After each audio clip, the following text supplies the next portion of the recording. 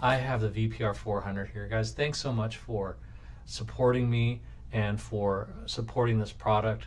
It's been a labor of love. I'm really excited about it. Any day now, I'm expecting my second patent to be issued for it. It's been a great success, even more successful than I thought. Actually, so successful we're having trouble keeping it in stock.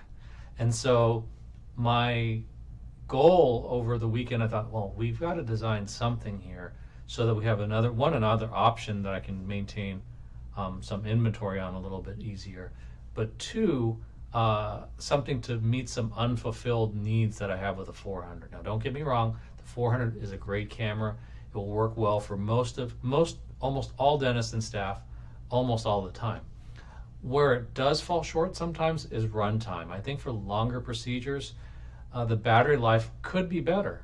And so I am happy, actually I'm stoked, use your own word, to introduce VPR 500. Now the VPR 500, as you can see, is a little bit larger in every direction.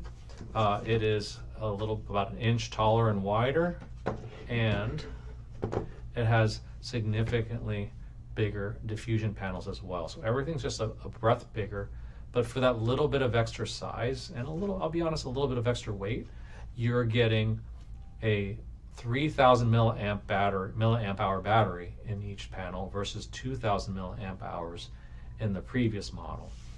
Both models continue to be compatible with your gigantic Apple or Samsung phones, so no worries there about phone compatibility either way. They both continue to use the magnetic snap system. This is an iPhone 12. We still use stickers on it, and it also has a few other cool features. So you'll notice that the controls here are digital. They don't use analog dials on this one.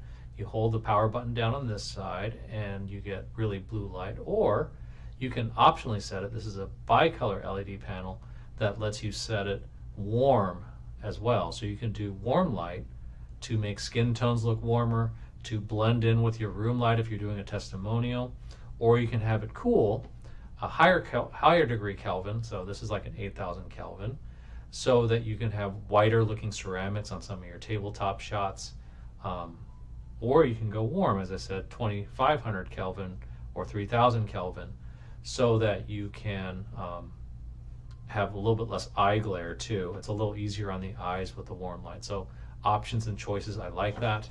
If you look on the side of the unit here, you'll see that it's got a digital display. So on each side, you'll see that it has the power level or the intensity.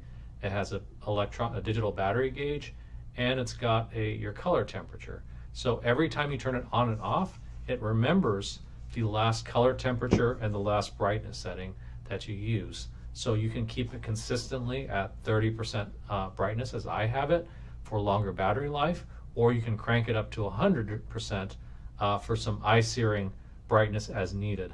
The diffuser panels are larger than the old model, and they also are solid. There's no venting on these ones. This manufacturer decided to use a spacer instead,